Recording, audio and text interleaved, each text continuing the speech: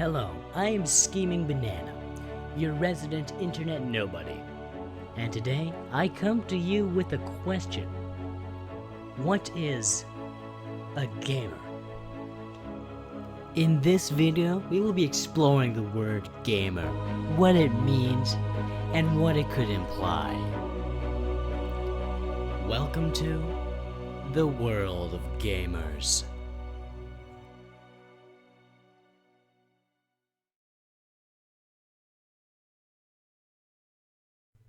Now first, we're gonna dive into some of the history of gamers, more specifically the word gamer itself. Now, when you first hear the word gamer, the first things that come to mind might be, Doritos, Mountain Dew, Fortnite, some other big popular game. But the origin of the word is actually a lot older than you may think. Now, the oldest use of the word gamer that we know of was back in 1442 in the English town of Walsall. It's a weird looking name. Now, written in Middle English is the town's laws. They condemned dice players, carder, tennis players, or any other unlawful gamer. Now, let me set the stage for you. It's the 1950s, So the war is over. Most of the world still isn't in color, which kind of sucks, to be honest. And a new type of game is becoming more popular. It's called a war game. Now, a war game is a game where you simulate war, I guess. So, like Risk, I think that's a war game. And these things, they were really, really popular among the nerdy kids. If you weren't a sporty kid and you didn't know what a war game was, then you were just a normal kid. I mean, there's nothing wrong with that, but it's just a little boring, too plain. Now, in 1957, a magazine by the name of War Game Digest began.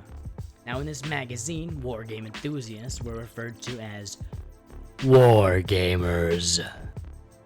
Now, the use of the word gamer was further cemented when Dungeons and Dragons came out, because they also called their players gamers. And the word pretty much stayed the same up until now, honestly. The only difference now is that it's used more for video games than anything else, but hasn't changed all too much.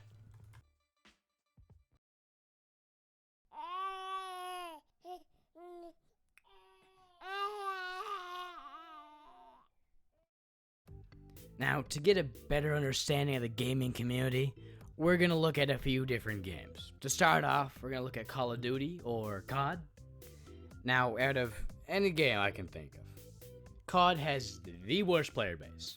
I cannot think of a single game that is worse. Now, this can be anywhere from, blasting their shitty SoundCloud music on the mic, or cussing out the enemy team because the enemy team lost. Even though, let's be honest, this guy right here, he probably got like 0 kills and 15 deaths. Let's be real. Let's all take a look at why COD players like COD. Now, my first clue as to what draws COD players to play COD would be one of the recent playlists, which is based off a meme. It's called COD Players Only Want One Thing. And it's fucking disgusting. Now, this playlist is it's quite chaotic, you could say. My experience with this game mode was just pure pandemonium. It was awful. Just me screaming a lot and being just terrified of the mode.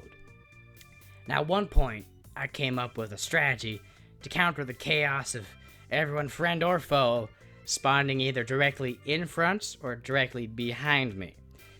And it was a pretty simple strategy, actually. It was pretty effective, too. All I did was just hold down the left-click button as I spawned, and then I profited.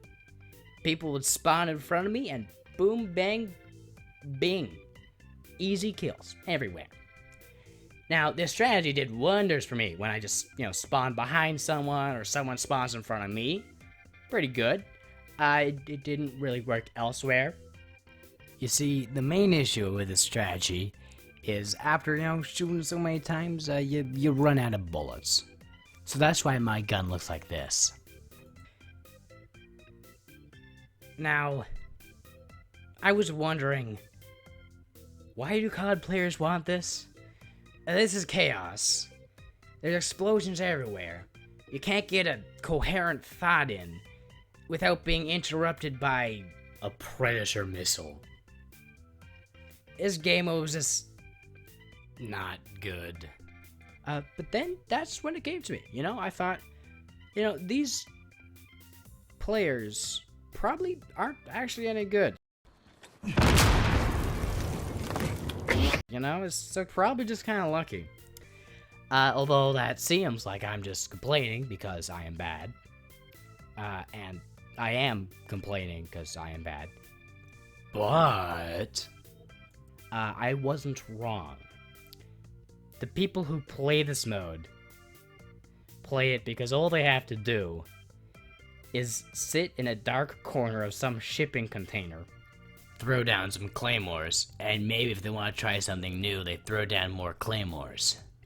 And just kind of occasionally hit left click. Not even aiming, they probably just have like a shotgun, just go boop, boop, boop, boop, boop. And they get their kill. And then they hide behind something and reload, and the proximity mines take care of everything else. At this point, what they're playing doesn't even sound like COD. It just sounds incredibly boring. I mean, it works for them. They seem happy, so good for them, I guess. But honestly, a lot of these COD players are indistinguishable from a cat, playing with a keyboard. I assume they do this so they get a kill every so often and feel better about their presumably garbage aim. But that's pretty much all you need to know about a COD player in a nutshell.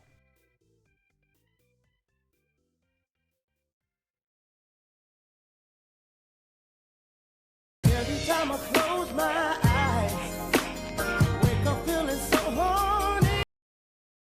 Now, from my experience, there are a handful of reasons that people play Overwatch, Very popular game. The game, it looks really cool.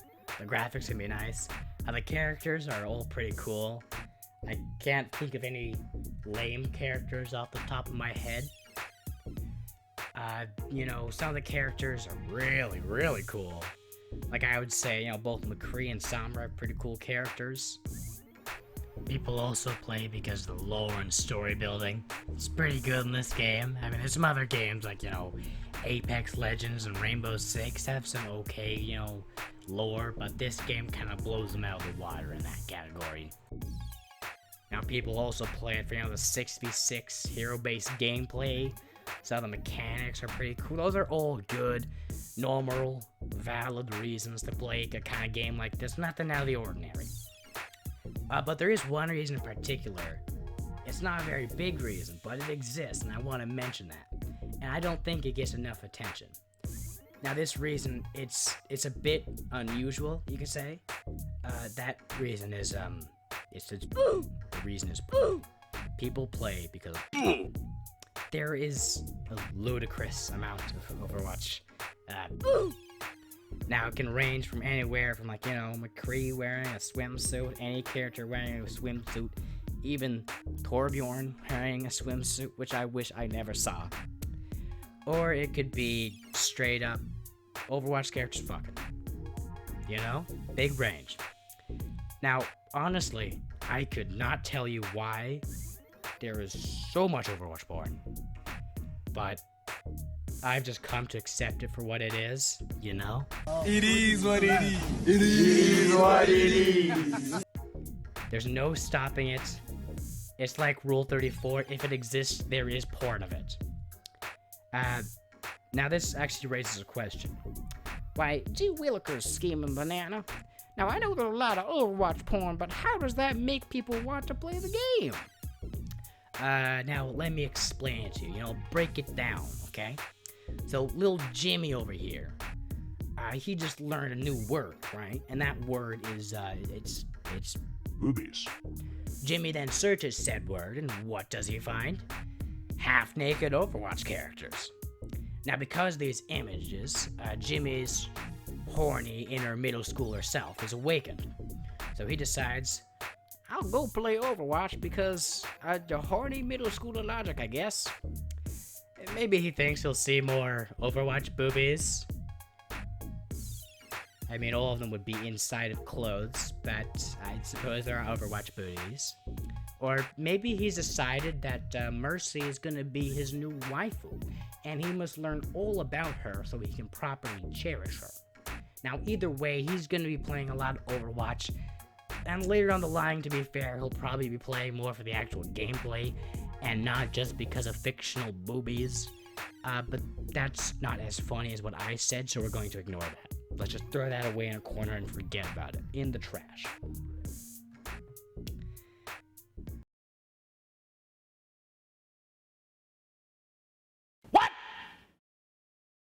What the fuck?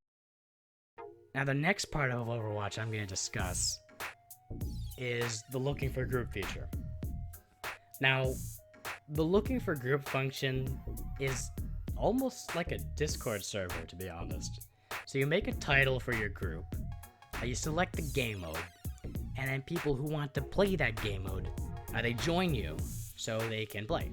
You know, they might join because they want to play with, actual players with mics, and not just a doofus who spams the same voice line over and over and over.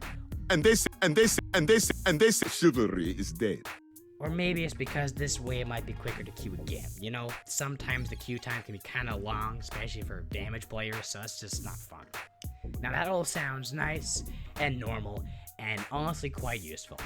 And that's actually because it is nice and normal, and honestly quite useful. Well, at least most of the time. But there is another side of looking for a group. The dark side, if you will. Now, the dark side has a very large range of what their groups could actually look like.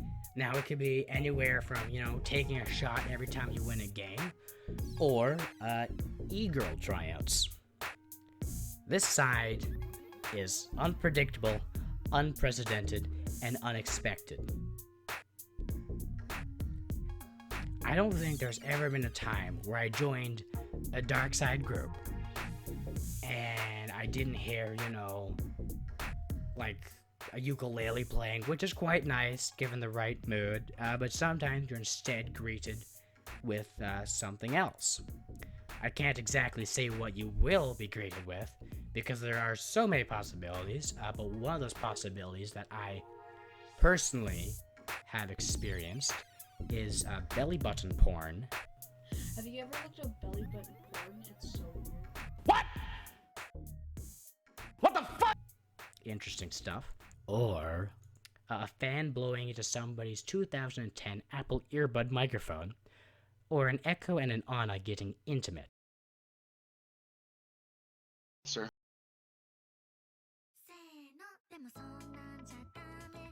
Now, Rainbow Six Siege is a bit different from the games I talked about earlier, although it has some similar draws to it. Now, the draw to this game in particular is it's pretty obvious. It's a very tactical game.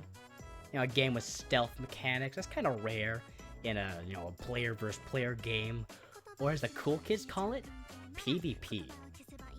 Now, the most remarkable thing about this game is the skill range, actually. And oh boy, it's huge. Ginormous. Some could even say it's gargantuan.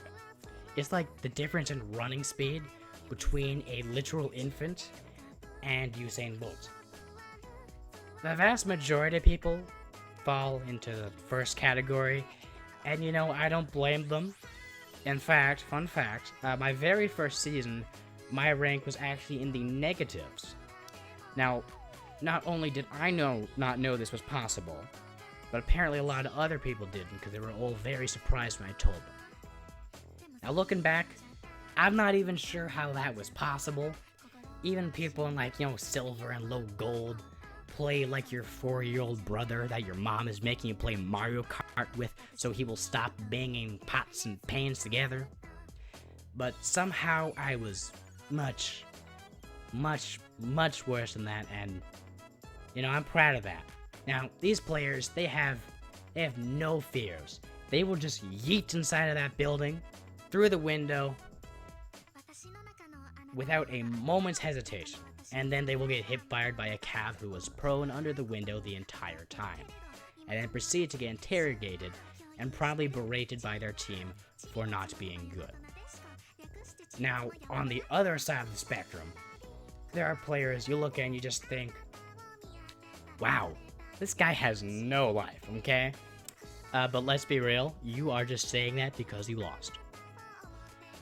These players can do the most insane things. They will be shooting, like, right in front of them, and then all of a sudden, they will 180-degree turn behind them, and shoot at a wall right behind them, and get a one-shot headshot because they heard a click from a reload 10 meters through the wall. And you just stop, your jaw drops, you look at the screen, and you say in a very quiet voice, "What the fuck?" Now, the Usain Bolts of Siege they're just playing an entirely different game than everyone else. They will speak to you in some cryptic language, Legion and Hookah behind the bar in Pink Hatch, and you just do a quick double take, trying to figure out what he just said, and next thing you know, an angry man in cargo shorts jumps at you with a small round explosive ball in hand, and you scream so loud that anyone in a radius of at least 1 mile can hear you.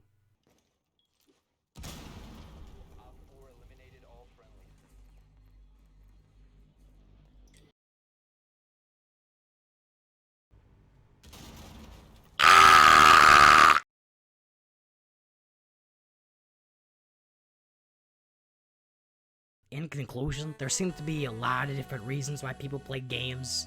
Like self-gratification, as a pastime, for computer boobies, sometimes competitively, or sometimes just for fun and, joking around with friends. You can play for just about anything. I don't think anyone will care. Now, most people agree that being a gamer just means you play games. I don't know, gamers supposed to like games, right? So, if you like playing games, you're a gamer, bro. Yeah. So I guess anyone can be a gamer, no matter how seriously or casually you take it.